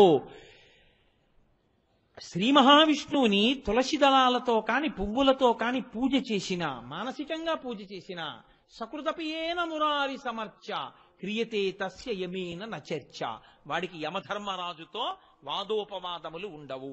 వాదోపవాదములు మేమెందుకు చేస్తామండి యమధర్మరాజు గారితో అంటారేమో. యమధర్మరాజు గారి యొక్క దూతలు వచ్చి పాశములు వేసి లాగేస్తుంటారు. వీడేమో నే రానని అటు ఇటు పారిపోతుంటాడు. పారిపోతుంటే ఆ దూతలు ఏం చేస్తారంటే కపము, వాతము, పైత్యము అని మూడింటిని ప్రకోపింపచేస్తారు శరీరంలో. ఈ పైత్యం చేత సంధి కలుగుతుంది. అంటే ఏమిటో మాట్లాడుతుంటాడు, ఏవో గుర్తొస్తాయి, అవన్నీ ఇప్పుడు చేస్తున్నాను అనుకుని సంధి ప్రలాపం అంటారు. ఏవేవో అరుస్తూ ఉంటాడు, ఏవో మాట్లాడతాడు. అప్పుడు తన దృష్టి దేని మీద ఎప్పుడో చేసిన పనేదో గుర్తొస్తుంది, దాన్ని అరుస్తూ ఉంటాడు. ఆ కపము, వాతము నొక్కేస్తుంటాయి జీవుణ్ణి. ఆ ప్రాణం ఎటు వెళ్ళలేక వాటి మధ్యలోకి వెళ్ళిపోతుంది. వెళ్ళిపోయిన తర్వాత అప్పుడు పాశం వేసి దాన్ని ఉగ్గడించేస్తారు. అటువంటి స్థితిలో ఇక మనసు నిలబడదు, బుద్ధి పనిచేయదు. తానేదైనా మాట్లాడదాం అనుకున్నా, చెప్దామన్నా ఇక చెప్పగలిగిన ప్రజ్ఞ ఉండదు. ఎవరో మహానుభావులైనటువంటి వారికైతే, ఎప్పుడూ భగవంతుణ్ణే పట్టుకున్న వాళ్ళైతే, అటువంటి వాళ్ళకి మనసు చాంచల్యమును పొందినప్పుడు కూడా ఈశ్వర సంబంధమైన నామమే వస్తుంది. మహానుభావుడు అప్పయ్య దీక్షితర్ వారిని, ఆయన ఒకానొకప్పుడు పిచ్చి కలిగేటటువంటి మందు తాగారు. శిష్యుల్ని పిలిచి, ఒరే నేను పిచ్చొచ్చే మందు తాగుతున్నాను, దీనివల్ల నాకు 1 గంట సేపు పిచ్చి వస్తుంది. 1 గంట సేపు పిచ్చొచ్చినప్పుడు మీరు తలుపులు వేసి బయట గొళ్ళెం పెట్టేయండి. ఈ పిచ్చిలో నేను ఏమరుస్తున్నానో ఓ కాగితం మీద రాయండి. గురువు గారు కదా ఏమైనా అనుకుంటారేమో అని చూడకండి. నా మనసుకి స్థిమితం లేనప్పుడు, నా మనసు స్వస్థత తప్పిపోయినప్పుడు భగవంతుడి గురించి అరవగలిగితే నా మనసు భగవంతుణ్ణి అప్పుడు కూడా పట్టుకోగలదు అని నమ్మకం. ఇతర విషయాలు ఏమైనా అరిస్తే నా మనసు భగవంతుణ్ణి పట్టుకోవడంలో కృతకృత్యం కాలేదు అని గుర్తు. కాబట్టి నేను ఈ 1 గంట సేపు ఈ పిచ్చెక్కే మందు తాగి ఏం మాట్లాడతానో మీరు వినండ్రా అని కిటికీ దగ్గర కూర్చోబెట్టారు. ఓ 1 గంట సేపు మహానుభావుడు ఏదో అలా మాట్లాడుతూనే ఉన్నారు. 1 గంట అయిపోయిందా, ఆయన పిచ్చి తగ్గిపోయింది. తగ్గిపోయిన తర్వాత తలుపులు తీశారు. గొళ్ళెం తీసి తలుపులు తీసి, గురువుగారు బయటికి రండి అన్నారు. నేను ఏం మాట్లాడానరా ఈ 1 గంట అన్నారు. ఇదిగో గురువుగారు మీరు చదివినటువంటి శ్లోకాలు ఇవి అని చూపించారు. ఉన్మత్త శతకము అంటారు. ఉన్మత్త అంటే పిచ్చి. ఆయన మనసు స్వస్థతలో లేనప్పుడు ఆయన పరమశివుడు గురించి చేసినటువంటి ఆ స్తోత్రం అత్యద్భుతమైనటువంటి స్తోత్రమై లోకంలో విరాజిల్లింది. అంటే మహాపురుషులైనటువంటి వారు వినా అందరికీ అలా భగవంతుణ్ణి పట్టుకోవడం సాధ్యం కాదు. మరణ సమయంలో కపవాత పైత్యముల్ కప్పగాశ్రమ చేత కంపముద్భవ మంది కష్టపడుచు నారాయణాయంచు నా జిహ్వతో నిన్ను పిలుతునో శ్రమచేత పిలువలేను నాటికిపుడి నీనామస్మరణ చేతు చివినిడవయ్య భూషణ వికాస శ్రీధర్మ పురనివాస దుష్ట సంహార నరసింహ దురితదూర అని ప్రార్థిస్తాడు నరసింహ శతక కర్త. ఒంట్లో ఓపికండగానే చెప్తాను, ఈశ్వర చెవి ఒగ్గి విను, వీడు పలికాడు భగవన్నామని గుర్తు పెట్టుకో, అప్పుడు చెప్పగలనో చెప్పలేనో అంటాడు. కాబట్టి భగవద్గీత కించిదీత గంగాజలలవ కణికాపీత సకృతపియేన మురారి సమర్చ క్రియతే తస్య యమేన న చర్చ. యమధర్మరాజు గారి భటులు రావడం, పాశాలు వేయడం, రా అనడం, నే రానండం, గొడవ పడ్డం, ఆఖరికి లాగేయడం ఇవేముండవు. ఎవరు గంగానది గురించి వింటారో, గంగానది గురించి చదువుతారో, ప్రత్యేకించి గంగావతరణం వింటారో, అందున కార్తీక మాసంలో సోమవారం నాడు ప్రదోష వేళలో విష్ణువాలయంలో కూర్చుని గంగావతరణం వినడం అంటే కొన్ని కోట్ల కోట్ల కోట్ల జన్మల తర్వాత శివానుగ్రహంతో కలిగినటువంటి అదృష్టం. అది సామాన్యమైన విషయం ఏం కాదు. మనకి తెల్లవారి లేస్తే కావ్యాలు పురాణాలు అన్నీ ఆ మాట చెప్తున్నాయి. అంత పరమపావనమైనటువంటి గంగ. పరీక్షిత్ అంతటి వాడు ప్రార్థన చేశాడు, అమ్మాయని పిలిచిన నరు పొమ్మాయని ముక్తి గడకు బుద్ధువట, లిమాని రూపముతో రమ్మానాకెదురంగ గంగ రమ్య తరంగా అని అడిగాడు. గంగమ్మ దగ్గరికి వెళ్ళి అమ్మా అంటే చాలు, ఆవిడ వెంటనే లేచొచ్చి పొమ్మా అని ముక్తి కడకు బుద్ధువట, పోరా అని మోక్షాన్ని ఇస్తుంది. పొమ్మా అని ముక్తి కడకు బుద్ధువట, లిమ్మా నీ రూపముతో రమ్మా నాకెదురంగ గంగ రమ్య తరంగా అంటాడు. రమ్యమైన తరంగములతో ఉన్న ఓ గంగమ్మ లేచి నాకెదురు రావా అని అడుగుతాడు. అందున కాశీగంగ కాశీగంగే, హరిద్వార్లోనూ గంగే, మిగిలిన చోట్ల గంగే. కానీ గంగకి కాశీలో అంత గొప్పతనం ఎందుకో తెలుసా అండి? అక్కడ వరకు దక్షిణ దిక్కుకు వచ్చి అక్కడ ఉత్తర దిక్కుకు తిరుగుతుంది గంగ. అందుకే కాశీగంగ అంటారు. మిగిలిన చోట్ల గంగ గంగ కాదేమిటి? కాశీ వరకు దక్షిణానికి వచ్చి కాశీలో ఉత్తరానికి తిరుగుతుంది. మనుష్య జన్మ ఎన్ని జన్మలెత్తండి, తొట్టతుదకు ఎన్ని పరుపుల మీద పడుకోబెట్టండి, ఎన్ని మంచి భోజనాలు పెట్టండి, ఎంత గొప్పగా దీనికి పూలమాలలు వేయనివ్వండి, ఎంత మంది దీనికి నమస్కారాలు చేయనివ్వండి, తొట్టతుదన దీని యొక్క స్థానము శ్మశానమే, అక్కడే కలిసిపోతుంది. పార్వతీదేవి మహాభారతం అనుశాసనిక పర్వంలో పరమశివుణ్ణి అడిగింది, ఏమయ్యా నీకు ఈ శ్మశానం అంటే ఇంత ఇష్టం, ఎందుకు కూర్చుంటుంటావు ఇక్కడ అని అడిగింది. అడిగితే ఆయన అన్నాడు, పార్వతీ లోకంలో నువ్వు ఎక్కడికి వెళ్ళి చూడు, అది కుక్క నే మనిషి, అది పిల్లి ఇది కుక్క, అది పక్షి ఇది పాము, ప్రతి వాళ్ళు ఉపాధి చూపించుకుని ఇది నేనని అహంకరించే వాళ్లే. ఒక చీమ కూడా నే చీమని కరుస్తానని అహంకరిస్తుంది. అందరి అహంకారాలు పోయి అందరూ వాళ్ళ అహంకార స్థానమైన శరీరములను విడిచిపెట్టేసి, వాళ్ళ ఐశ్వర్యాలు విడిచిపెట్టేసి, వాళ్ళందరినీ విడిచిపెట్టేసి, ఇంకా అహంకరించడానికంటూ ఏమీ లేకుండా అందరూ ఒక్కటిగా వచ్చి కూర్చునే ప్రదేశం ఇది ఒక్కటే. ఎవ్వడూ గర్వపడ్డానికి ఏమీ లేదు ఇక్కడ. అందుకని బ్రహ్మజ్ఞానం అంటూ పుడితే ఇక్కడే పుట్టాలి. అందుకే జ్ఞానులందరూ ఇక్కడికి వచ్చి కూర్చుంటుంటారు. కాబట్టి పార్వతి అక్కడికెడితే ఉంది కొట్టుకోవడం, తిట్టుకోవడం, అహంకారాలు. ఇక్కడైతే ఉంది అహంకరించడానికి ఏమీ లేదు, అందరినీ ఓటే స్థితి. కుక్కలో జీవుడు, పిల్లిలో జీవుడు, పాములో జీవుడు, తొండలో జీవుడు, మనిషిలో జీవుడు, పరిపాలకుడిలో జీవుడు, పరిపాలింపబడిన వాడి జీవుడు, అందరి జీవుళ్ళు ఒకటిగా వచ్చి జీవులే ఉంటారు ఇక్కడంతే. అన్ని అహంకరించిన కాయములన్నీ కాష్టముల యందు కాలిపోతాయి. కాబట్టి సమానత్వమునకు వేదిక శ్మశానము. అందుకని ఇక్కడ కూర్చుని ఎరా ఇప్పుడు బుద్ధి వచ్చిందా అని చూస్తుంటా. ఇలా అన్నావే, అది ఏమైందిరా చూస్తున్నావా? ఈ బుద్ధి ముందుంటే మీ నాన్నగారిని తీసుకొచ్చావు, తాతగారిని తీసుకొచ్చావు, మామగారిని తీసుకొచ్చావు, ఈ బుద్ధి పెట్టుకుని ఉంటే ఇక్కడికి రాకుండా నేను నిన్ను వచ్చి పొందేవాడిని కదరా, చూసావా అని పాఠం చెప్తుంటాను. పార్వతి అందరి అహంకారాలు పోయేస్తాను. అప్పుడు వాళ్ళని చూస్తే ఎంత గమ్మత్తుగా ఉంటుందో తెలుసా? అందుకు కూర్చుంటాను అక్కడ. పరమశివుడు అంటే అంతటి మహాజ్ఞాని, అంతటి మహానుభావుడు. కాబట్టి ఆ గంగావతరణ ఘట్టము అంత గొప్పది. గంగ ప్రవహిస్తుంది. గంగ నిలబడిపోయింది అనుకోండి ఉపయోగం లేదు. గంగ ప్రవహించి వెళ్ళిపోతుంది. ఇంతకీ నేను ఎక్కడ మొదలు పెట్టాను? ఏ జన్మలో ఉండండి, ఏ శరీరంలో ఉండండి, అన్ని శరీరాలు దక్షిణ దిక్కుకు వెళ్ళిపోతాయి. ఎందుకంటే దక్షిణ దిక్కు యమస్థానం. అందరూ యమధర్మరాజు గారి యొక్క పాశములకు పడిపోయేవారే. ఎవ్వరో కోట్ల కోట్ల కోట్ల కోట్ల మందిలో ఒక్కడు మాత్రమే ఉత్తరాభిముఖుడు అవుతాడు, దక్షిణానికి వెళ్లకుండా. ఉత్తర దిక్కునే ఉంటుంది, కైలాస పర్వతం ఉంటుంది. కైలాస పర్వతం మీద ఎవరుంటారు? మృత్యుంజయుడు ఉంటాడు. మృత్యువుని కాలుతో తన్ని మృత్యువుని శాసించగలిగిన వాడు ఉంటాడు. ఇంకా మళ్లీ పుట్టవలసిన అవసరం లేకుండా జనన మరణ చక్రము నుంచి పైకి రావాలి అంటే శివుడి యొక్క జ్ఞానమును పొందినవాడు, శివానుగ్రహమును పొందినవాడెవడో వాడే పునరావృత్తి రహిత శాశ్వత శివ సాయుధ్య స్థితిని పొందుతాడు. కాబట్టి దక్షిణ దిక్కుకు వెళ్లకుండా ఉత్తరానికి జరిగిన గంగ కాశీలో ఉంది కాబట్టి కాశీ గంగ అంత గొప్పది. అందుకని కాశీ వెళ్ళా గంగలో స్నానం చేశా, కాశీ వెళ్ళా గంగలో స్నానం చేశా అంటారు. మిగిలిన చోట్ల గంగ గంగ కాదేమిటి? అది గంగే. మీరు చూడండి, గంగ యొక్క పవిత్రత అంటే ఎంత గొప్పదో తెలుసా అండి? మనం కలశపాత్ర పెడతాం, కలశపాత్రలో నీటిని తీసుకెళ్లి ఈశ్వరుడికి అభిషేకం చెయ్యం, నైవేద్యానికి ఉపయోగించాం.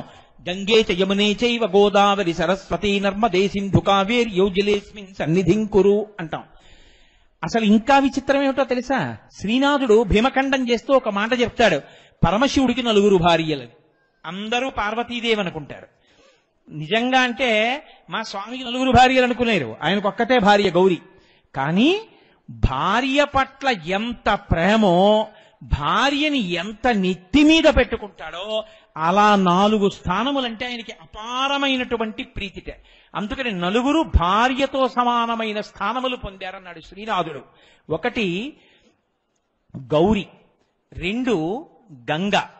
గౌరి యొక్కతే మరియు గంగ యొక్కతే, కాశీ యొక్కతే, దక్షిణ కాశీ యొక్కటే. ఆయనకి గంగ అంత ఇష్టం, అందుకని గంగని తల మీద పెట్టుకుంటాడు. అందుకని గంగ భార్యాస్థానముతో సమానత్వాన్ని పొందింది తప్ప భార్య అని కాదు. పరమశివుడు ఎప్పుడూ పాణిగ్రహణం చేయలేదు, భరించాడు కాబట్టి, అంత ప్రీతితో ధరించాడు కాబట్టి గంగ భార్యాస్థానముగా చెప్పబడుతుంది అంతే. 3వది ఆయన భార్యతో సమానమైనది కాశీ యొక్కతే. కాశీ పట్టణం అంటే ఆయనకు అంత ప్రీతి. దక్షిణ కాశీ యొక్కటే. దక్షిణ కాశీ దక్షారామం, ద్రాక్షారామం.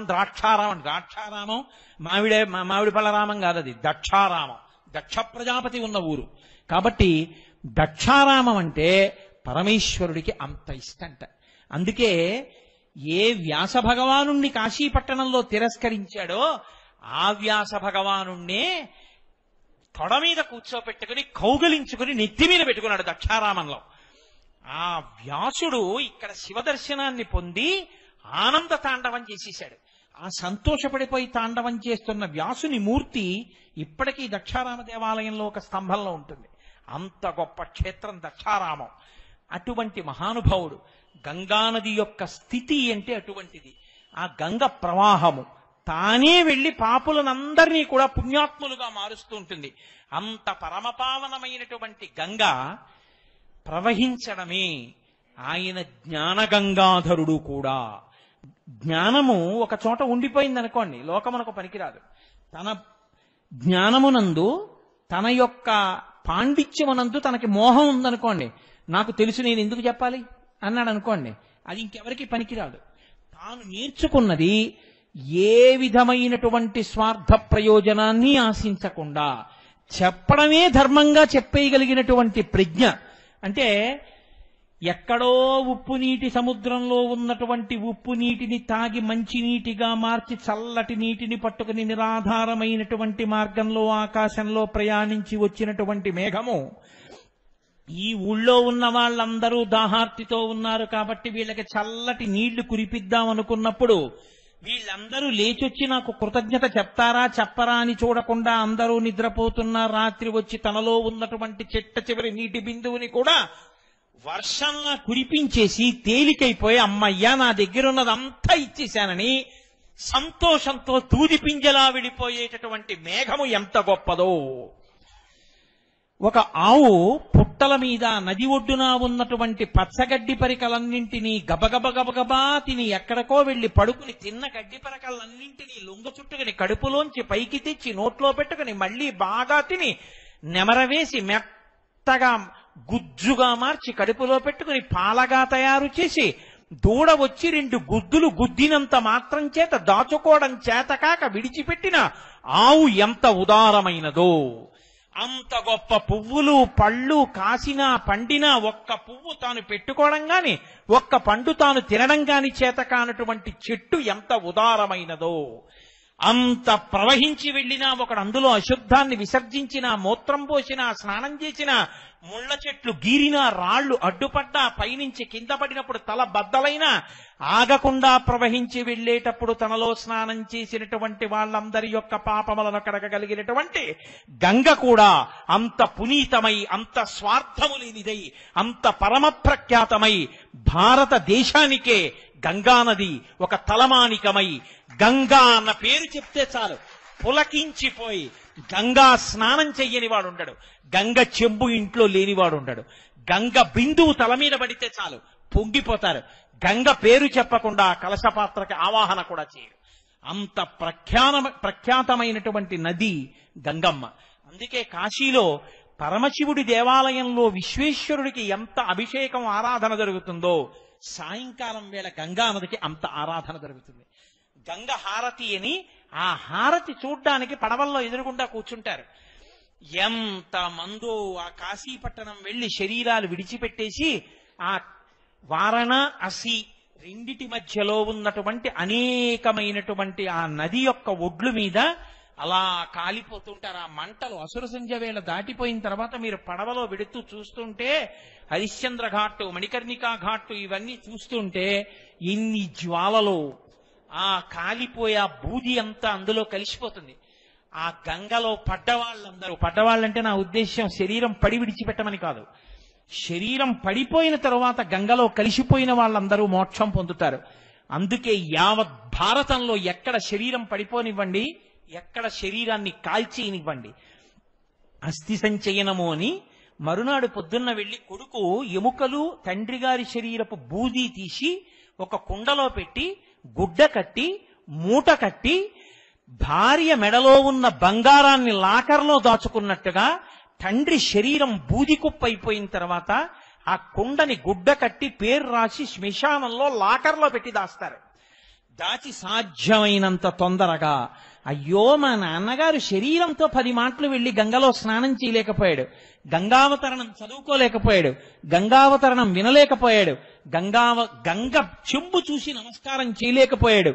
ఇటువంటి నాన్నగారి యొక్క చితాభస్మాన్ని గంగలో కలిపేస్తానని తాను బయలుదేరి కుండ పట్టుకుని వెళ్లి కాశీపట్టణంలో గంగానదిలో కలిపేసి వస్తారు. నాకు తెలుసున్నంత వరకు సనాతన ధర్మంలో ఉన్న వాళ్ళ శరీరాలలో భారతదేశంలో పడిపోయిన వాళ్ళ శరీరాలలో 99 మంది శరీరములలో ఉన్నటువంటి బూది ఎముకలు గంగానదిలో కలిసి తీరుతాయి. ఇంత శవభస్మ చేరినా ఇన్ని ఎముకలు చేరినా ఆ గంగానది జలాల్ని మీరు ఒక డబ్బాలో పట్టి తీసుకొచ్చి ఇంట్లో పెట్టండి. నేను ఒకసారి పరిశీలన కూడా చేశాను. ఎన్ని నెలలు ఉన్న తర్వాత అయినా గంగని ఒక పాత్రలో పోసి చూడండి, కొంచెం బూజు పట్టడం కాని నలకలు కాని పురుగులు పట్టడం కాని ఏమీ ఉండదు.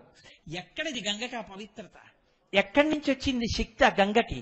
ఇప్పటికీ దేశ విదేశాల నుంచి ఎందరో కాశీపట్టణానికి వచ్చి ఆ గంగలో స్నానం చేస్తుంటారు.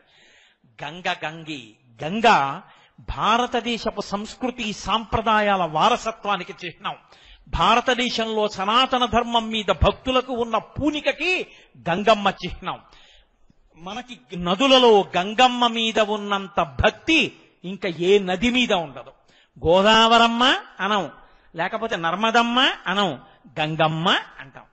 అమ్మవారిని పార్వతమ్మ లక్ష్మమ్మ అన్నట్టే నదులలో గంగని మాత్రం గంగమ్మ అంటాం. గంగమ్మ అని పేరు పెట్టుకుంటాం. గంగానమ్మ జాతర అని జాతర చేస్తాం. గంగ ఈ జాతి జీవనాడిలో కలిసిపోయింది. గంగ ఒకటి, సనాతన ధర్మం ఒకటి కాదు. సనాతన ధర్మమే గంగ, గంగయే సనాతన ధర్మం. అంత గొప్ప నది. ఆ నదికంత శక్తి రావడానికి కారణం మా స్వామి పరమేశ్వరుడు యొక్క శరీరమునకు తగిలి కింద పడ్డాం. అందుకని ఆయన గంగాధర అన్న నామాన్ని పొందాడు. ఆయనే జ్ఞానగంగాధరుడై లోకమునకంతటికి జ్ఞానాన్ని కూడా పంచిపెడుతుంటాడు. అంటే ఆయన నుండే మొట్టమొదట ఆయన గురువుగా కూర్చుని లోకమునకు మొట్టమొదట విజ్ఞానాన్ని నేర్పడం మొదలుపెట్టాడు. అక్కడి నుంచి ఆ గురు పరంపర అలా కొనసాగుతూ వెళ్ళింది. అందుకే ఇప్పటికీ పూజలో కూర్చుంటే సదాశివ సమారంభాం శంకరాచార్య మధ్యమాం అస్మదాచార్య పర్యంతాం వందే గురు పరంపరాం అని పరమశివుడు దక్షిణామూర్తిగా కూర్చుని మౌనంతో జ్ఞాన ప్రకటనం చేసి జ్ఞానబోధ చెయ్యడం దగ్గర మొదలుపెట్టి ఆది గురువుగా కూర్చున్నటువంటి సదాశివుడు, మధ్యలో ఉన్నటువంటి శంకర భగవత్పాదులు ఈనాటి వరకు ఈ 4 మాటలు చెప్పుకోగలిగాను అంటే దానికి కారణమైనటువంటి అస్మద్గురువరేణ్యులైనటువంటి బ్రహ్మశ్రీ మల్లంపల్లి అమరేశ్వర ప్రసాద్ శర్మ గారి వరకు మా గురు పరంపరకంతటికీ కూడా నమస్కారం అని గురువు గారికి నమస్కారం చేసి కూర్చుంటాం. పూర్తి చేస్తే మంగళాశాసన పరై మదాచార్య పురోగమై మా గురు పరంపరకు మంగళమగుగాక.